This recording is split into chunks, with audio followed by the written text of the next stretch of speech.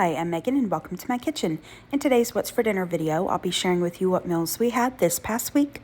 Our dinners were easy to make, budget-friendly, and delicious. So if you're looking for some weeknight meal ideas for your family, just keep watching.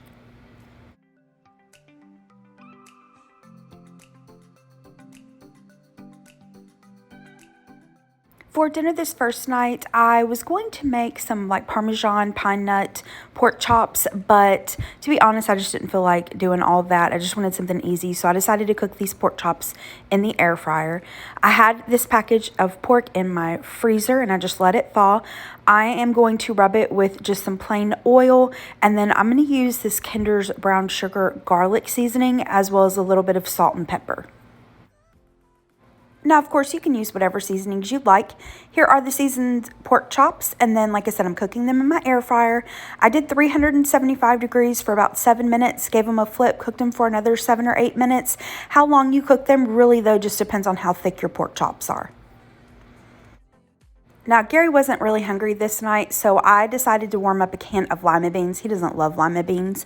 I decided to make them kind of how I do Mandy and the Makings green beans. So I drained the lima beans, added them to my little pot, added some water and chicken bouillon along with some garlic powder, salt, pepper, and then a little bit of brown sugar. And instead of cooking up some bacon like you do with that recipe, I just added in just a tiny little bit of bacon grease, and I just simmered those while the pork chops were cooking. Here is a picture of my plate. So I've got the lima beans, and then I had one single leftover biscuit from like breakfast or something a couple days before. I just warmed it up in the microwave and added a little bit of strawberry jam to it. And then, of course, with my pork chops, I had to have applesauce. If you've ever watched the Brady Bunch, you know what I'm talking about. But this was my dinner this night. Really quick and easy to put together, but delicious. For dinner the next night, I tried a new recipe for a Crockpot Korean BBQ. I saw this on Instagram. The account is dinner in321. I'll have it linked down below. This was delicious. We really enjoyed this. I'll definitely make it again. Okay, so for the Crockpot, I decided to use my larger one so that the meat would be completely covered by the sauce, but that's personal preference. You don't have to do that. You use whatever size you'd like. To the bottom of the Crockpot, I'm going to add in some diced onions. Next, the soy sauce, sesame oil, and brown sugar. Now, I used her recipe kind of as inspiration. I used the measurements for the most part, but I did change up a couple of ingredients. So first, her recipe called for crushed red pepper flakes. I decided to use gochujang or gochujang. I'm not really clear on how to say that. I hope I don't mispronounce it terribly. But one, to make it a little more authentic Korean, but two, I've just been wanting to try this. I'm going to add in the cornstarch, and then I decided to use minced garlic instead of garlic powder. Use your preference. I also decided to add in a little bit of this ginger paste. Her recipe didn't call for it, but I had it on hand, so I wanted to add it. And then I'm going to add in the beef broth. I'm going to stir that, or rather whisk that, until it's combined really well. And then I'm going to take the flank steak. Now, this is what her recipe called for. Flank steak can be on the pricey side. If you see here, I happened to luck out and find this at a really good deal at Food Lion, but you could use any really kind of meat that you prefer. You could do roast, chuck roast. You could do like a shoulder steak, whatever you've got or whatever you can find. So I'm going to cover this with a lid and cook this on low for 6 to 8 hours, or high on 3 to 4 hours. Once it's there, I removed the steak, shredded it with a couple forks, added it back to the crock pot. Now, a quick note here, we like kind of quite a bit of sauce, like to pour over noodles and rice. So I halved the amount of steak in this recipe, but used the full amount of sauce that her recipe called for, if that makes sense. Now, she suggested serving this over these, I hope I don't say this wrong, I think that's called Fuku noodles. I found these at Target. They were a little pricey. I think it was like $10 for this package, but it came with maybe 4 or 5 packs of the noodles, but they were delicious. They were so good. And I chose the soy and scallion. I just cooked them according to the package instructions. I had some fresh broccoli I needed to use up, so I cut it into florets after I'd washed it, of course, placed it into a bowl, drizzled a couple tablespoons of water over it, covered it with some plastic wrap, popped it into the microwave for about 7 minutes until it was tender, removed the plastic wrap, drained off the water, and added a little salt and pepper. Here are the plates. So we've got some of the noodles, the beef, as well as the sauce. I garnished it with a little bit of chopped green onions, and then we have the steamed broccoli. And you guys, this was delicious.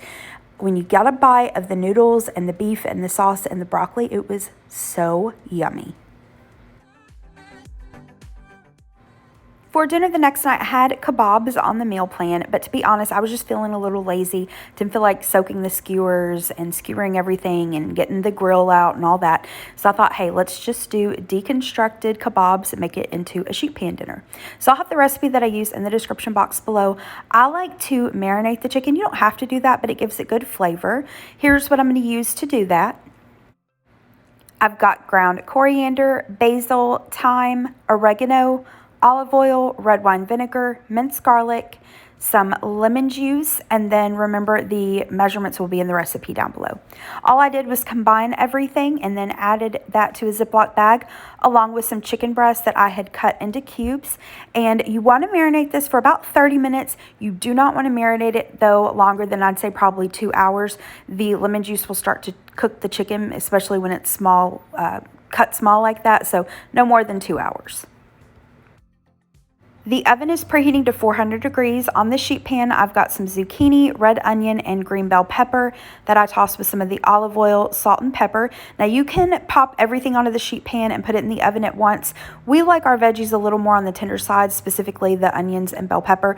So I like to give those a head start, but again, you can cook them all at once. I just popped the veggies in and cooked them for about 10 minutes or so, pulled the sheet pan out of the oven, added the chicken, and then popped it back into the oven and baked it for about 15 to 20 minutes or until the chicken is at least 165 degrees. So here I've got some pita bread. I just got this at Walmart. I'm going to warm that up. I have some feta crumbles I'm going to add on top. And then normally I make my tzatziki sauce, and the recipe that I have down below, it includes, how to make tzatziki. But today, to make it easy on myself, I bought this boar's head tzatziki, and it was really good. I'd buy that again. Now, I set out this rice pilaf because we were, again, going to do kebabs, so I was going to make it like a plate. But I decided last minute to make just gyros, so that's what I did. And here's my plate. Gary was at the gym this night, so he ate when he came home. Just warmed up the pita, added the chicken and veggies along with some of the feta and tzatziki. And then I've got the zucchini on the side. And this was dinner, and it was so delicious and so flavorful. For dinner the next night, I tried something new. I made grilled honey mustard chicken sandwiches. Now, I was inspired by this from a reel posted on Instagram by, I believe her account name is pronounced Bianca Leovani. I apologize if I'm mispronouncing that. But she had a reel where she showed a grilled honey mustard chicken sandwich. She didn't provide, or I didn't see a recipe or what she did to make it, so I just used it as inspiration. But I'll have her reel linked down in my description box below. A quick heads up though, there are some explicit lyrics in the music with that reel, so if you're somebody who's maybe not comfy with that, maybe just check it with your music muted. But again, just took inspiration from it, so let me show you how I put this together. So chicken breast can be a little bit bland, so I decided to marinate it. And I thought the honey mustard Italian dressing marinade that I have seen on Jessica O'Donoghue's channel would be perfect for this sandwich. So that's what I did. I'll link her channel down below. I've shared this many times before. This is so easy. You don't even really need a recipe. It's just equal parts Italian dressing and honey mustard. I decided to also add in some of this roasted garlic and herb seasoning. So just added the dressings and the seasoning and some chicken. I just took one chicken breast and sliced it in half horizontally to make like 2 thin cutlets, and I refrigerated this overnight in a Ziploc bag. So for the side, I decided to do some fries and make some fry sauce. There is a mom and pop restaurant near us, and they have a fry sauce, and oh my gosh, y'all, it is flippin' amazing. But of course they won't give out their recipe. It's secret. So I am on the hunt to try to recreate it. So I decided to try Life in the Loft House's recipe. I'll have it linked down below. To this bowl, I'm going to add in mayonnaise, ketchup, pickle juice, Worcestershire sauce, paprika, and cayenne pepper. I'm going to stir everything until it's combined really well.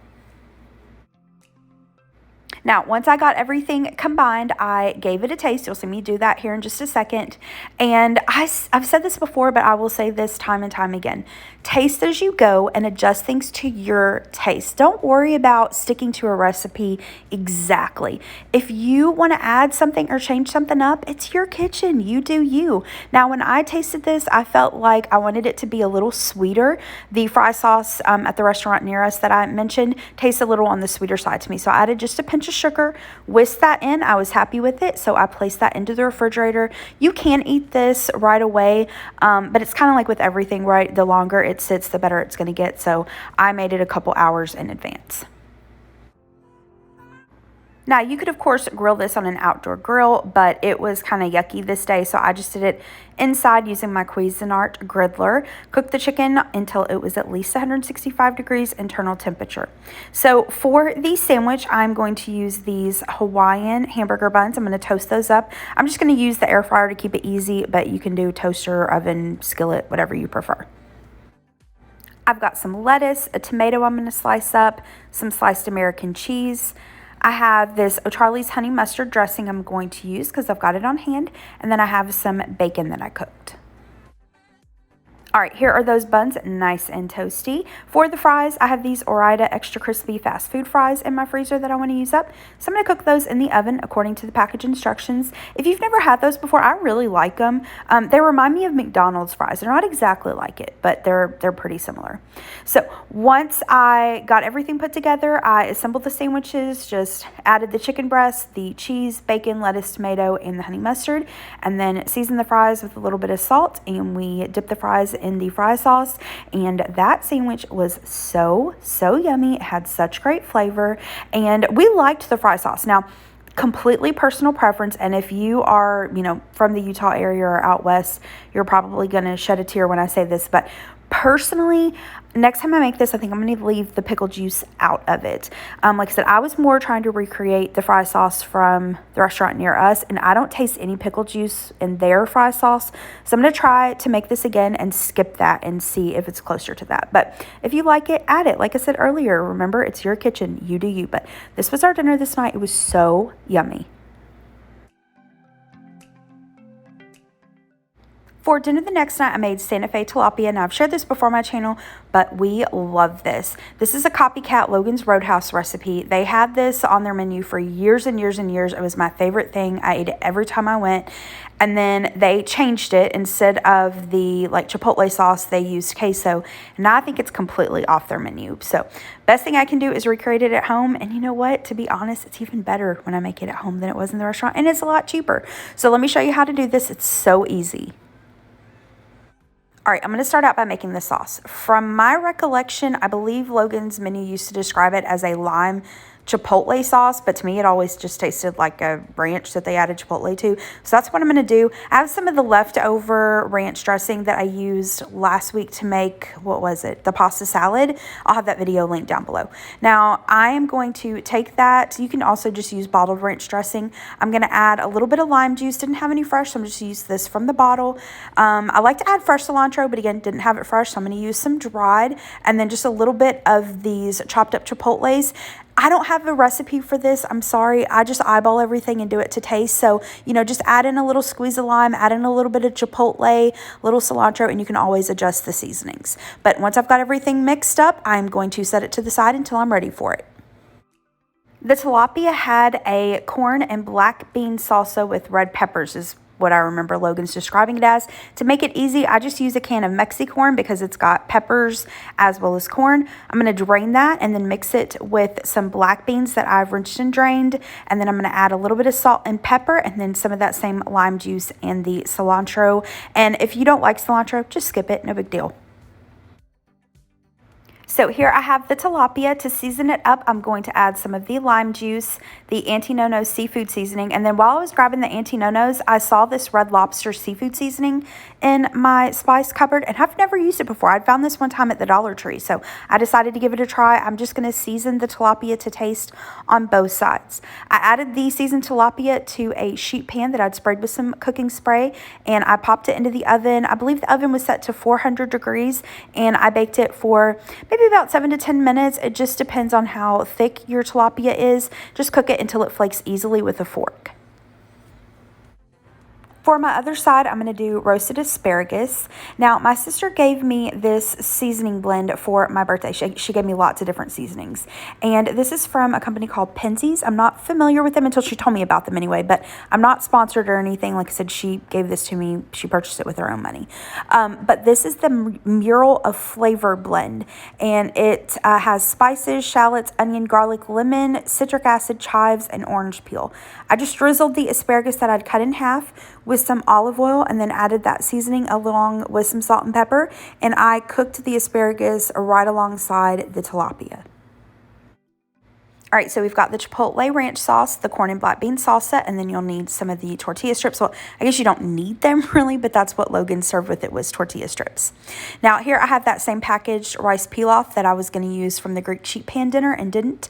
So I'm just going to pop that in the microwave and cook it according to the package instructions. And then we have the finished asparagus and tilapia. So to serve this up, I'm just going to lay down a piece of the tilapia, add some of the corn and black bean salsa, drizzle on that chipotle ranch, and sprinkle on some of the tortilla strips. And then we have the rice and the asparagus, and everything was delicious. That seasoning on the asparagus was so yummy, so thank you, Nicole, for giving that to me. And the tilapia is just, I mean, it's delicious. What can I say? It's so good. The last two dinners in this week's video are dinners out. So my mom and I did kind of a little mini girls road trip. We went up to Kentucky, which if you're new to my channel, I was originally born in Kentucky. And with the exception of my immediate family, my parents and my siblings, pretty much all of my family still lives in Kentucky. So on a somewhat regular basis, we try to at least go visit my grandpa. He's my last living grandparent, and he turns 90 next month. So we're very, very grateful and blessed to, have him still with us. But she wanted to go visit with him and then, just kind of visit her old stomping grounds and, see some of her old friends and stuff like that. So we had a really, really good time. The first night we were there, we went to one of the steakhouses in town, and honestly, both of us just wanted their salad bar. I don't know what it is. I've said before on my channel, but I love, love, love salad bars, and I don't know what they do differently, but a salad from a salad bar to me just does not taste the same when I try to recreate it at home. So we did the salad bar, and we also did, we got a bowl of soup. It was loaded potato soup with our salad, but I forgot to get a picture of that. But this was so yummy, and it totally hit the spot. Now, for this last dinner, my mom and I went to the pool room in our town. I don't know if this is just like a regional where I'm from kind of thing, or if like all small towns have this, but from where I'm from, pretty much every small town or most small towns have a pool room. And if you're not familiar with that, it's kind of what it sounds like. It's a room with a bunch of pool tables. And like when my mom was growing up, it was a place that only the men folk went. Women didn't go. It was a place for the guys to hang out. But most of the time they served food. And now I've seen though where they've kind of opened them up, and now couples and families and everything goes. So on Friday nights, the pool room in our town does like a fried catfish dinner, and it's really popular. So my mom and I went to get that, but we ended up changing our mind. My mom got one of their burgers, and if you have a pool room, if you ever have the opportunity to go to a pool room and get their burger, the ones I've had anyway have been flippin' amazing. Not fancy food at all, but delicious. So my mom got their burger and fries, and then I got a chuck wagon and fries. If you've never had a chuck wagon before, it's pretty much like a country fried steak. I like mine pretty plain. I just got the chuck wagon and the fries, but it was delicious. And then they had homemade banana pudding. It was still warm. So yummy. So that was our dinner this night. All right, that is it for today's video. Thank you so much for watching. I hope that you liked this video and it gave you some dinner inspiration. If it did, hit the thumbs up button below and subscribe to my channel if you're not already. And I hope you have a great rest of the day. Thanks so much. Bye-bye.